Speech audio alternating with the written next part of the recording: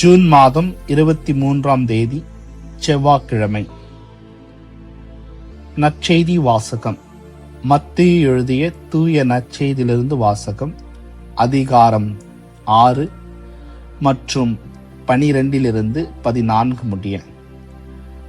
அக்காலத்தில் இயேசு தம் சீடரை நோக்கி கூறியது: தூய்மையானது எதையும் நாய்களுக்கு கொடுக்க வேண்டாம், அவை திருப்பி உங்களை கடித்து குதறும். மேலும் உங்கள் முத்துக்களை பன்றிகள் முன் எரிய வேண்டாம், எரிந்தால் அவை தங்கள் கால்களால் அவற்றை மிதித்துவிடும். ஆகையால் பிறர் உங்களுக்கு செய்ய வேண்டும் என விரும்புகிறவற்றை எல்லாம் நீங்களும் அவர்களுக்கு செய்யுங்கள்.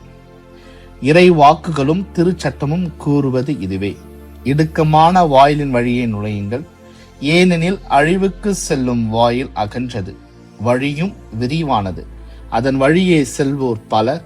வாழ்வுக்கு செல்லும் வாயில் மிகவும் இடுக்கமானது, வழியும் மிகவும் குறுகலானது, இதை கடைபிடிப்போர் சிலரே.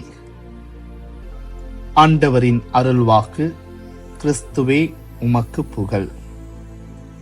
இயேசுவில் பிரியமுள்ள சகோதர சகோதரிகளே, இன்றைய நற்செய்தியின் மைய கருத்தாக இருப்பது இயேசு தன்னுடைய சீடர்களுக்கு வாழ்க்கையின் பொன்னான விதியை கூறுகின்றார். The golden rule of our life. ஒவ்வொரு மதமும் தங்கள் மதத்திற்கான பொன்னான விதியை வைத்திருக்கின்றார்கள். இந்து மதத்தை எடுத்துக்கொண்டால் இந்து மதம் சொல்லுகின்ற பொன்னான விதி என்னவென்றால், உனது பொருட்களை எவ்வாறு பாதுகாத்து நடத்துகிறாயோ அது போலவே பிறருடையவற்றையும் பாதுகாத்து நடத்து. புத்த மதம் தனக்காக விரும்பும் மகிழ்ச்சியை பிறருக்காகவும் விரும்ப வேண்டும். இஸ்லாம் மதம் தனக்கு பிடிக்காத முறையில் தனது சகோதரனை யாரும் நடத்தக்கூடாது. யூத மதம் உன் அயலான் உனக்கு செய்ய வேண்டாம் என்று விரும்புகிறதை நீயும் அவனுக்கு செய்யாதே. ஆனால் கிறிஸ்தவர்களின் பொன்னான விதி இன்றைய நற்செய்தி வாசகத்தில் இயேசுவால் நேரடியாக குறிப்பிட்டு காட்டப்படுகின்றது. பிறர் உங்களுக்கு செய்ய வேண்டும் என விரும்புகிறவற்றை எல்லாம் நீங்களும் அவர்களுக்கு செய்யுங்கள். இந்த விதியின் வழியாக பிறரிடத்தில் கிறிஸ்தவர்களாகிய நம் ஒவ்வொருவரின் கடமைகளை மிக மிக சுருக்கமாக இயேசு இந்த பொன்னான விதியின் வழியாக நமக்கு குறிப்பிட்டு காட்டுகின்றார். ஆகவே இயேசுவில் அன்புமிக்க சகோதர சகோதரிகளை, இந்த பொன்னான விதியுடன் தொடர்புடைய ஒரு அனுபவத்தை நான் பகிர விரும்புகின்றேன். சிறப்பாக நான் டீக்கன் ஆகுவதற்கு முன்பாக தியானத்தில் இருந்த பொழுது தியானத்தின் மைய கருத்தாக எனக்கு கொடுக்கப்பட்டது ரோமேயருக்கு எழுதிய திருமுகம் 12ஆம் அதிகாரம் 9-21 முடிய உள்ள வசனம். உங்கள் அன்பு உண்மையுள்ளதாக இருக்கட்டும், தீமையை வெறுத்து நன்மையை பற்றி கொள்ளுங்கள். நமது இதயங்கள் சில நேரங்களில் நன்மைக்காகவும் சில நேரங்களில் தீமைக்காகவும் சாய்கின்றன. எனவே சுய அறிவும் தூய்மையான உள்ளமும் அவசியம். இதுவே ஆன்மீக பயிற்சிகளின் முதல் நோக்கமாக நமக்கு கொடுக்கப்படுகின்றது.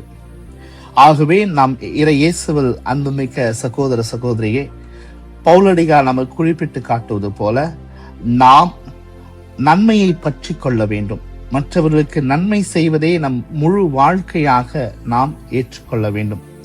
அதுதான் இயேசு இன்று நமக்கு மிகவும் தெளிவாக இந்த பொன்னான விதியின் வழியாக குறிப்பிட்டு காட்டுகின்றார். இயேசு தமது பூமியிலான வாழ்நாள் முழுவதும் இந்த பொன்னான விதியின்படி வாழ்ந்தார். நாம் பதிலுக்கு நன்மை செய்யாவிட்டாலும் அவர் எப்போதும் நமக்கு நன்மையை செய்கிறார். பொன்னான விதி என்பது கண்ணாடியில் கடவுளை காண்பதை போன்றது. அதாவது நாம் பொறுமையற்றவர்களாக இருக்கும் போது கடவுளை நோக்கி பார்ப்போம், அவர் நமக்கு பொறுமையாய் இருக்கிறார். நாம் அன்பற்றவர்களாக இருக்கும் பொழுது கடவுளை நோக்கி பார்ப்போம், அவர் நமக்கு கனிவானவராக இருக்கிறார். நாம் சுயநலகமாக இருக்கும் பொழுது கடவுளை நோக்கி பார்ப்போம், அவர் நம்மை நன்மை செய்கின்றவராக நமக்கு தென்படுகின்றார். நாம் மன்னிக்காதவர்களாக இருக்கும் பொழுது கடவுளை நோக்கி பார்ப்போம். அவர் நம்மை மன்னிப்பவராக இருக்கின்றார். இதுதான் இயேசு தன்னுடைய இறுதி காலகட்டத்திலும் ஒருவருக்கொருவர் சகோதர அன்புடன் நேசியுங்கள் என்று தன்னுடைய சீடர்களை நோக்கி இந்த மிகப்பெரிய கட்டளையை அவர்களுக்கு கொடுத்திருக்கின்றார். ஆர்வத்தில் சோம்பேறிகளாக இருக்காதீர்கள், ஆவியில் உற்சாகமாக இருந்து ஆண்டவருக்கு சேவை செய்யுங்கள். கடவுளுக்காக இயங்குங்கள். அவருடைய ஆட்சியை உலகில் நிறுவுவதில் ஆர்வமாய் இருங்கள். அவர் அளிக்கும் வழி நடத்துதலுக்கு பதில் அளியுங்கள்.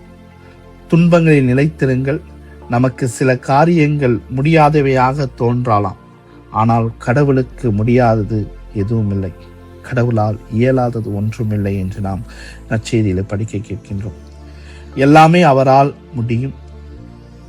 நம்முடைய துன்பங்கள், நம் குடும்பத்தாரின் நண்பர்கள் துன்பங்கள் அனைத்தையும் நாம் பார்க்கும் பொழுது கடவுள் அனைத்தையும் நாம் வெற்றி கொள்ள நமக்கு உதவுவார்.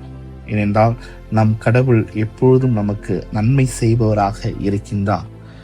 ஆம், இறை இயேசுவில் அன்புமிக்க சகோதர சகோதரிகளே, இன்றைய நற்செய்தியில் இயேசு நமக்கு கொடுத்திருக்கின்ற பொன்னான விதியை நாம் வாழ்வாக்க சிந்தித்து செயல்படுவோம். பிறர் உங்களுக்கு செய்ய வேண்டும் என விரும்புகிறவற்றை எல்லாம் நீங்களும் அவர்களுக்கு செய்யுங்கள் என்ற இயேசுவின் அழைப்புக்கு ஏற்று வாழ அருள் வேண்டி தொடர்ந்து நாம் ஜெபிப்போம். ஜெபம். உங்கள் அன்பு உண்மையானதாக இருக்கட்டும்.